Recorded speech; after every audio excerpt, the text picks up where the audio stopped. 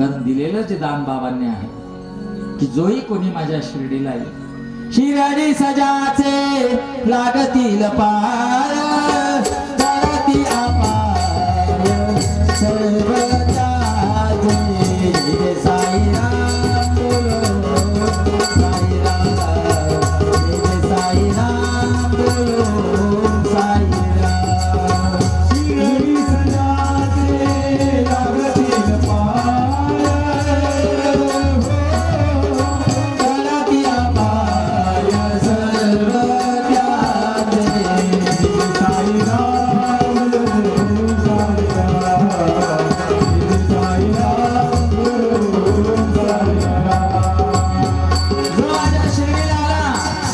त्याच्या जीवनात ते सर्व अपाय टळून जातील अपायाला मुक्त करणारा साईबाबा सारखा देव नाही साईबाबा सारखा देव नाही साईबाबा सारखा देव नाही साईबाबा सारखा देव नाही आकाशात तारका शिरेत तारका साईबाबा सारखा देव नाही साईबाबा सारखा देव नाही आकाशात तारका शिरेत तारका साईबाबा सारखा देव नाही साईबाबा सारखा देव नाही माझ्या समाधीचे पायरे चढेल दुःख निहारेल सर्व त्याचे समाधीचे पायरे चढेल दुःख निहारेल सर्व त्याचे ज्या ठिकाणी माझं पवित्र पार्थिव आहे ती माझी समाधी आहे आणि त्या समाधीची जो पायरी चढवेल त्याच्या जीवनातलं सर्व दुःख मी घालवेल त्याच्या जीवनामध्ये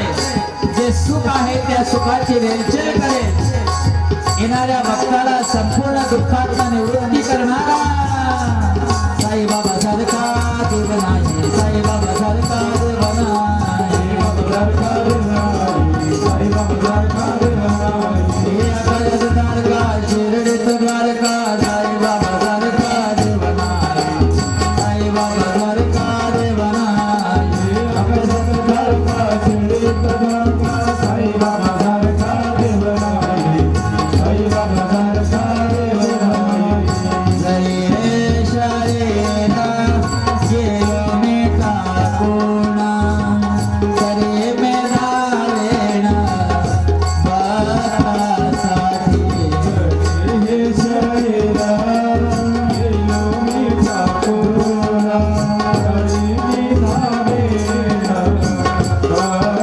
बरासाठी मी जरी हे शरीर टाकून गेलो ना तुम्हाला असं वाटेल मी या ठिकाणी नाही आहे तरी मी आजही भक्तांसाठी धावून येतोय भक्त जो आहे तो देवाला बसतो परंतु भगत असताना देवाच्या ठिकाणी जो समभाव आहे त्या समभावाची अनुभूती आत्मविश्वासाला आनंद देणारा साईबाबा सारखा देव नाही साईबाबा सारखा देव नाही साईबाबा सारखा देव नाही साईबाबा सारखा देव नाही आकाशात तारका शिर्डीत द्वारका साईबाबा सारखा देव नाही साईबाबा सारखा देव नाही आकाशात तारका शिर्डीत द्वारका साईबाबा सारखा देव नाही साईबाबा सारखा देव नाही प्रवासाचा माझे पावेल समाधी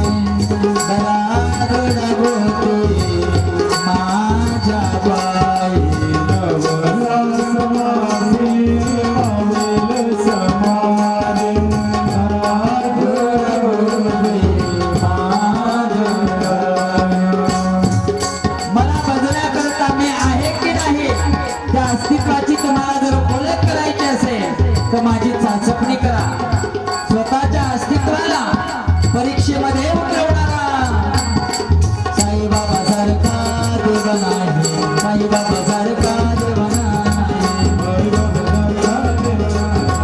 साईबाबा सारखा देव नाही आकाशात तारका शिर्डीत द्वारका साईबाबा सारखा देव नाही साईबाबा सारखा देव नाही आकाशात तारका शिर्डीत द्वारका साईबाबा सारखा देव नाही साईबाबा सारखा देव नाही मे देवंत जानायची सत्य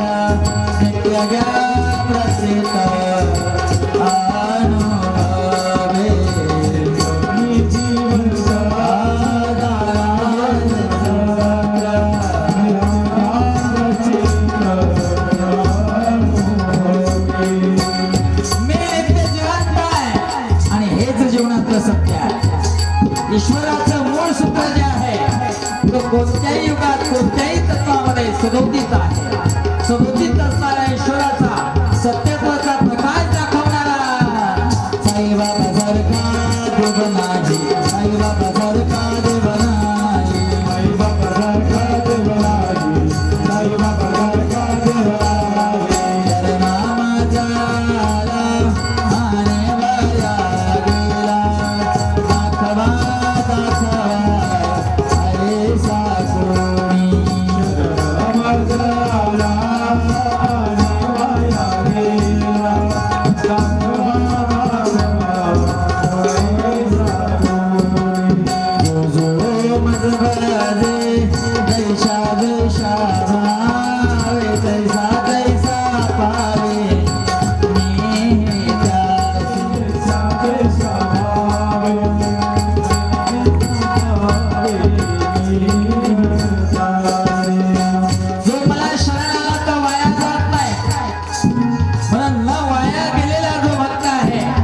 तो मला ज्याही भावाने भरेल त्याला मी त्या स्वरूपानं माझं दर्शन देईन. माझ्याकडे आल्यानंतर प्रत्येकाला समान अधिकार आहे म्हणून समानतेचा अधिकार देणारा साईबाबा सारखा देव नाही. साईबाबा सारखा देव नाही. साईबाबा सारखा देव नाही. साईबाबा सारखा देव नाही. माझा निवारा वाहिना सर्वाथा नवे हे अन्यथा वचन माझे.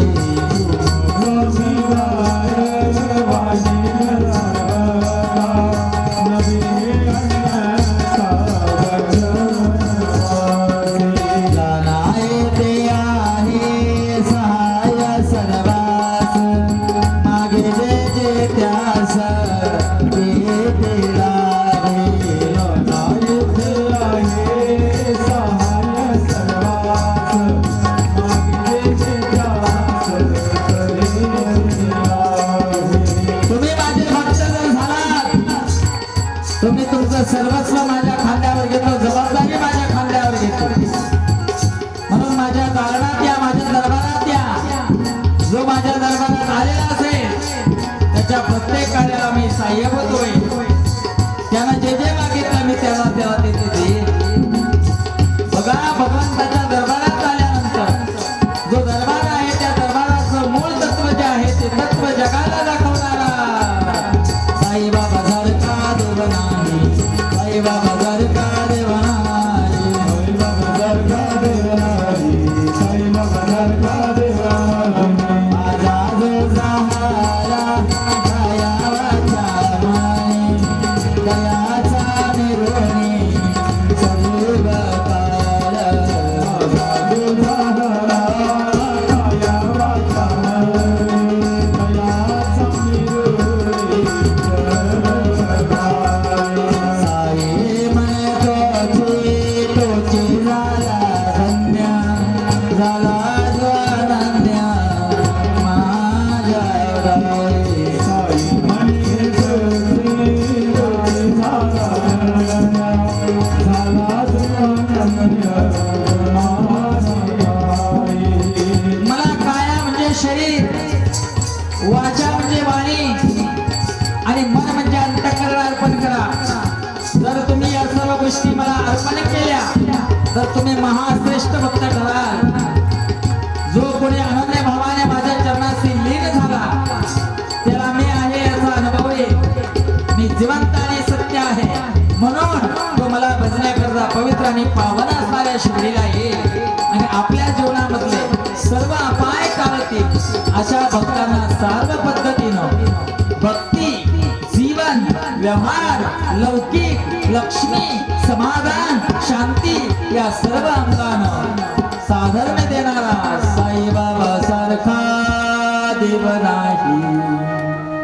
साईबाबा सारखा देव नाही. साईबाबा सारखा देव नाही. 2012 पासून 2012 पासून सुरू झाला. त्यावेळेस पहिल्यांदा पारायण करायचा असा एक दृढ संकल्प या ठिकाणी सर्व सेवेकऱ्यांनी केला आणि त्याचं पुढे होण्याचं जे साधन आहे ते साधन मात्र आपल्याच गावचे भूमिपुत्र थोर ज्येष्ठ साई भक्त, तर त्यांच्याबद्दल काय बोलावं आणि किती बोलावं असे गीताराम भाऊ पवार हे तेव्हा आमच्या शिर्डीला साई निर्माण ग्रुपला सहभागी झाले आणि तेव्हा पहिल्यांदा ग्रंथ इथे आले आणि तदनंतर तुम्ही एक संकल्प आमच्या गीताराम भाऊनी केला की आपल्याला बाबांचं मंदिर बांधायचं आहे. ते मंदिर जोपर्यंत होत नाही तोपर्यंत मला जे करायला पाहिजे बाबा करता मी ते करेल. अहो हा माणूस कित्येक वर्ष आपली दाढी वाढून होता. जोपर्यंत देवाचं देऊळ होत नाही तोपर्यंत मी अलंकार सुद्धा परिधान करणार नाही. काय हा संकल्प आहे. अजून पुढे बघा तुम्ही, हे मंदिर व्हावं, हे मंदिर पूर्णत्वाला जावं याकरता सर्वांना गावांना संत साईबाबा प्रतिष्ठानचे आमचे सर्व सेवेकऱ्यांना बरोबर घेऊन जिथे कमी तिथे मी आहे. तुम्ही चिंता करू नका, आपल्याला बाबांचं हे पूर्णत्वाचं मंदिर पूर्णत्वाला न्यायचं आहे. एक महासंकल्प करत करत दरवर्षी पारायण करून तो भक्तिभाव टिकून ठेवला. आणि मी धन्यवाद देतो तुम्हा ग्रामस्थांना. आमच्या गीताराम भाऊवर तुम्ही इतका विश्वास टाकला आणि अगदी पार आता या 12व्या वर्षापर्यंत 5-5, 7-7, 8-8 वर्षापासून महापंगती तुम्हीच घेत आहात. तुम्हाला जेवढं धन्यवाद द्यावे तेवढे थोडेच आहे. तुम्ही खरोखर टाळ्या वाजल्या पाहिजे अन्नदात्यांकरता. 8-8, 10-10 वर्षापासूनच्या खऱ्या अर्थानं तुम्ही पंगती बाबांचा अन्नदानाच्या पंगती सांभाळत आहे आणि हीच ऊर्जा तुम्हाला सदोदित मिळावी एवढं. आता गीताराम भाऊंच्या घरी आम्ही निवासाला आहोत. आम्ही तो माणूस असा पाहतो, आम्ही अचंबित होतोय. काय वृत्ती आहे या माणसाची, काय मन आहे. हे कार्य देवाचं बाबाचं चाललं पाहिजे, सर्वांनी चालवलं पाहिजे. माझा संकल्प होता महाराज, जोपर्यंत बाबा गावात येत नाही तोपर्यंत मी कोणतं घरातलं बांधकाम करणार नाही. चांगली मला गाडी घेऊशी वाटते, भगवंताने ऐपत पण दिली पण घेणार नाही. जोपर्यंत माझा देव त्या ठिकाणी स्थापित होत नाही तोपर्यंत मी हे माझं काम थांबवून ठेवेल. उद्या बाबा जेव्हा स्थिर होतील ना तेव्हा मी बघेल माझ्या जीवनातला संकल्प. देवाला पुढं करून आपलं जीवन मागे ठेवणारे ही जे देवाचे लाडके भक्त असतात ना, हे लाभत नाही. तुमच्या गावाला लाभले हे तुमचं भाग्य आहे. बघा अजून एक गंभीर म्हणजे एक वैभवाची गोष्ट मला जे डोक्याला चक्रावून टाकणारी गोष्ट आहे ती म्हणजे माझा एक संकल्प आहे महाराज.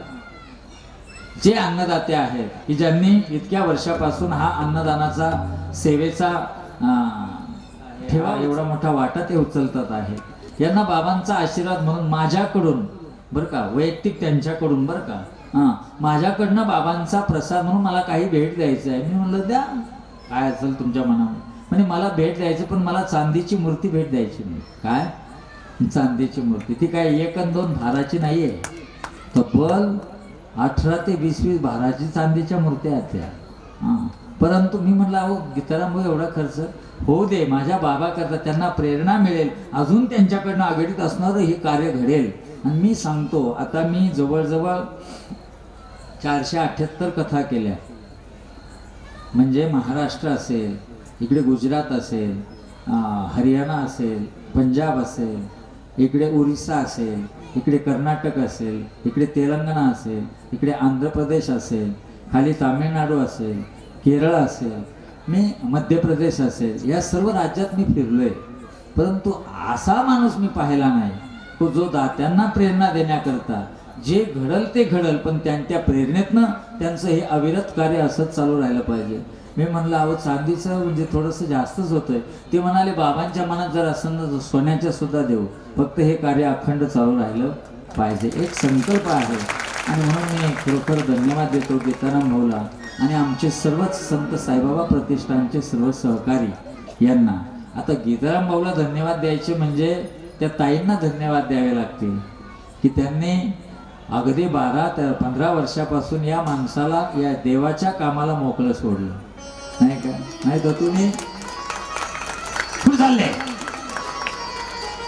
परंतु त्या बिचाऱ्या माऊलीला मी खरोखर धन्यवाद देतो की एक दृढ आणि सात्विक संकल्प खऱ्या अर्थानं यांनी जर केला असेल तर माझं काम आहे त्यांच्या कामामध्ये आपणही थोडासा हातभार लावा, पण त्या कामाला कधी आडवं पडू नये. कारण जगाचं कल्याण करण्याची कामं जे असतात ना, ती सहसा कोणाकडनं घडत नाही.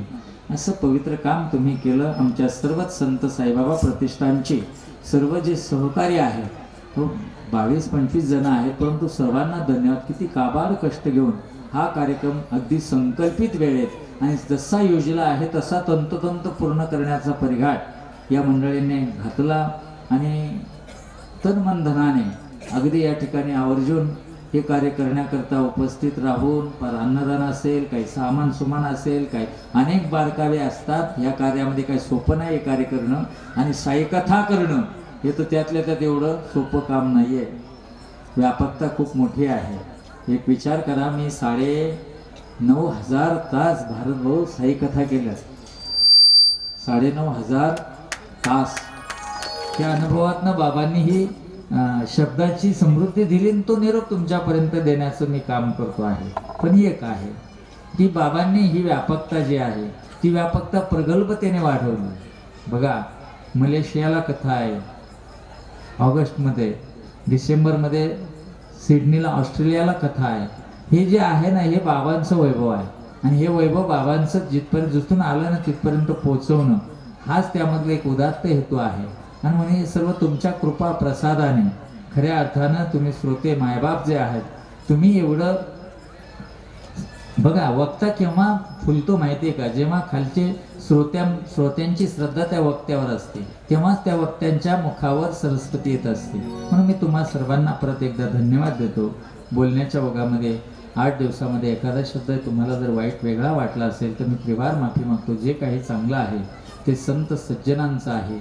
आपल्या आचरणात आणून आपलं जीवन धन्य करा, एवढे मात्र कळकळीनं विनंती करतो. गीताराम भाऊ, तुम्हालाही विनंती करतो. संत पूजना करता, ग्रंथपूजना करता आपण सपत्नीक इथे यावायचं आहे. हां, तुम्ही बोलताय का? हां, आपले हॅलो, हां, तुम्ही बोलता पण का? अरे वा. हॅलो. श्री संत साईबाबा प्रतिष्ठान घोगरगाव यांच्या वतीनं आपणा सर्वांचं एकदा सहर्ष स्वागत. श्री संत साईबाबा प्रतिष्ठानच्या या कार्यामध्ये आपण प्रत्येकाचा वाटा आहे आणि आपण प्रत्येकजण सहभागी आहेत. म्हणूनच हे सर्व यश आपण संपादित केलेलं आहे. श्री संत साईबाबा प्रतिष्ठान व समस्त ग्रामस्थ घोगरगाव तालुका नेवासा जिल्हा अहमदनगर आयोजित श्री संत साईबाबा मूर्ती प्राण प्रतिष्ठा व कलशारोहण सोहळा, श्री साईचरित पारायण सोहळा उपस्थित सर्व भक्तांचे संत साईबाबा प्रतिष्ठानच्या वतीनं हार्दिक हार्दिक स्वागत. भाग्य के दरवाजे पे सर पिटने से बेहतर है कर्मों का तूफान पैदा करे, दरवाजे अपने आप खुल जाएंगे.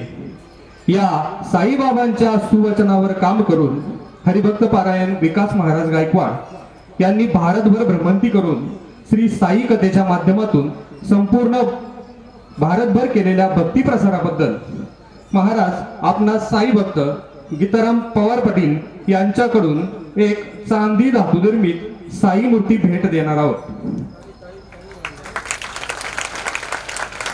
आपण या संतपूजन आणि भेटीचा स्वीकार करावा ही पवार कुटुंबियांच्या वतीनं आपल्याला नम्र विनंती.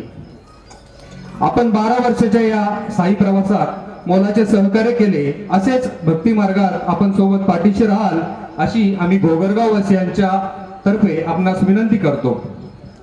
आपण या 12 वर्षामध्ये झालेल्या कथेमध्ये नेहमीच मार्गदर्शक म्हणून काम केले, त्याबद्दल संत साईबाबा प्रतिष्ठानच्या वतीनं आपल्या सर्वांचे मनपूर्वक आभार. धन्यवाद. श्री गीताराम पवार पाटील आणि त्यांच्या पत्नी यांनी येऊन महाराजांचं संतपूजन करावं अशी त्यांना विनंती करतो.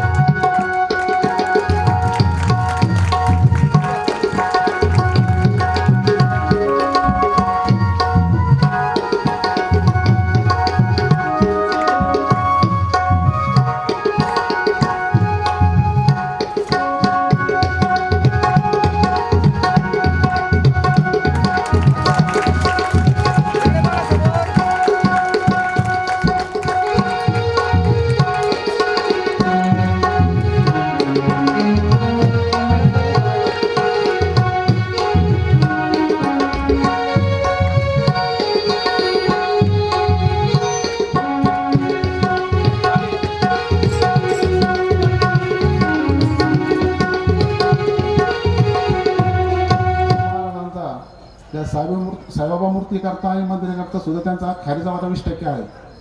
त्यांनी वेळोवेळी माहिती दिली, वेळोवेळी आयडिया दिल्या आणि आपण इथपर्यंत पोहोचलो. तसेच साईबाबा, जो साईबाबाचा झाला तो लांब गेला, तो वायाला गेला. जो साईबाबाचा झाला तो झाला, जो साईबाबा लांब गेला तो वायाला गेला.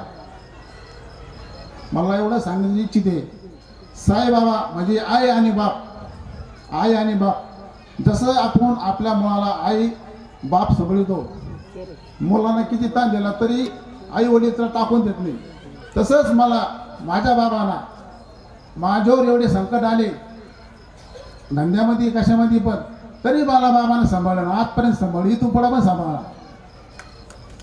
तसंच तुम्ही सर्वांनी आमच्या मंडळाला साथ दिली, सर्व ग्रामस्थ बंधू भगिनींनी. आम्ही आमच्या मंडळाच्या वतीनं सर्वांचे मनपूर्वक आभारी आहे. अशीच तुम्ही आम्हाला साथ देत राहा, हे कार्य आम्ही पुढे नेत राहू. ओम साईराम.